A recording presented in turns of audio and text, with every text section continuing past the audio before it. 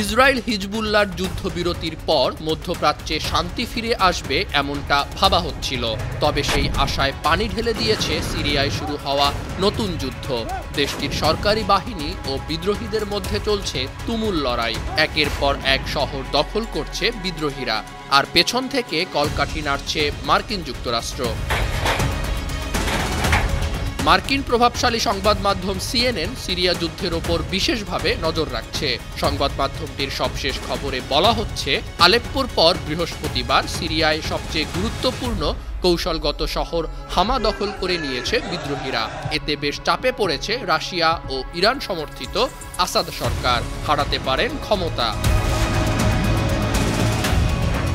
এদিকে আসাদকে সাহায্যে ইরানের সঙ্গে জরুরি বৈঠকে বসেছে সিরিয়া ও দেশটির মিত্র ইরাক। অন্যদিকে রাশিয়াও উদ্ভূত পরিস্থিতি নিয়ে নতুন পরিকল্পনা আঁটছে। বিষয়টি নিশ্চিত করেছে ইরাকের সংবাদ মাধ্যম ইরাকি নিউজ এজেন্সি ও কাতারের সংবাদ মাধ্যম আল জাজিরা। ইরান, ইরাক ও সিরিয়ার এই বৈঠকটি বাগদাদে অনুষ্ঠিত হয়েছে।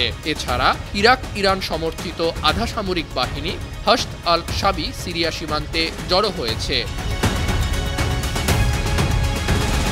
সিরিয়ায় বিদ্রোহীদের নেতৃত্ব দিচ্ছে শক্তিশালী গোষ্ঠী হায়াত তাহরির আল শাম। এই গোষ্ঠীটি আল কায়েদার একটি অংশ। বৃহস্পতিবার হামা দখলের পর দলটির নেতা আবু মোহাম্মদ আল জোলানি জানিয়েছে, তারা হামার ওপর পূর্ণ নিয়ন্ত্রণ প্রতিষ্ঠা করেছে।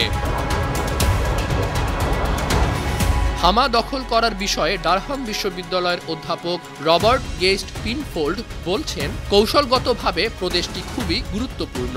শহরটি সুন্নি সশস্ত্র গোষ্ঠীর জন্মস্থান। এরা বাশার আল আসাদ ও তার বাবার বাথ পার্টির বিরুদ্ধে অনেকদিন ধরে লড়ছে। হামা শহর দখলের মাধ্যমে বিদ্রোহীরা সিরিয়ার আরেকটি গুরুত্বপূর্ণ শহর হোমসের দিকে যেতে পারে।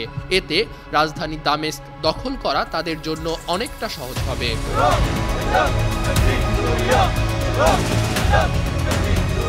আল জাজিরা বলছে, শক্তিশালী গোষ্ঠী হায়াত তাহরির আল শাম হামায় থাকা একটি সামরিক ঘাঁটিও পূর্ণ নিয়ন্ত্রণে নিয়েছে। ঘাঁটিটি ব্যবহার করে আসাদ বাহিনী বিদ্রোহীদের মোকাবিলা করে আসছিল। এ বিষয়ে রয়্যাল ইউনাইটেড সার্ভিসেস ইনস্টিটিউটের অ্যাসোসিয়েটেড ফেলো সামুয়েল রামানি বলছে, এই মুহূর্তে আসাদ তার বাহিনীকে যুদ্ধক্ষেত্র থেকে অনেকটা সরিয়ে নিয়েছে। উদ্দেশ্য পুনরায় শক্তি সঞ্চয় করে হামার নিয়ন্ত্রণ নেয়া।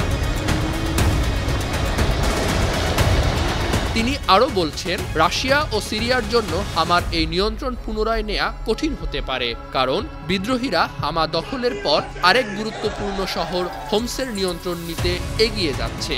আর হোমসের নিয়ন্ত্রণ বিদ্রোহীরা যদি একবার নেয়, তবে দামেস্ক ব্যাপক হুমকির মুখে পড়বে।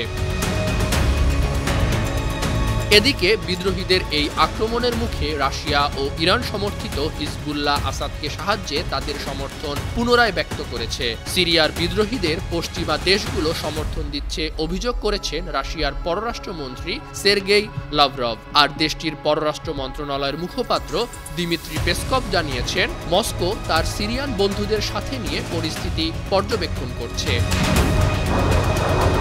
অন্যদিকে হিজবুল্লাহর সেক্রেটারি জেনারেল শেখ নাঈম কাশেম জানিয়েছেন, আমেরিকার আগ্রাসন নস্যাৎ করতে তারা সবসময় সিরিয়ার পাশে থাকবে।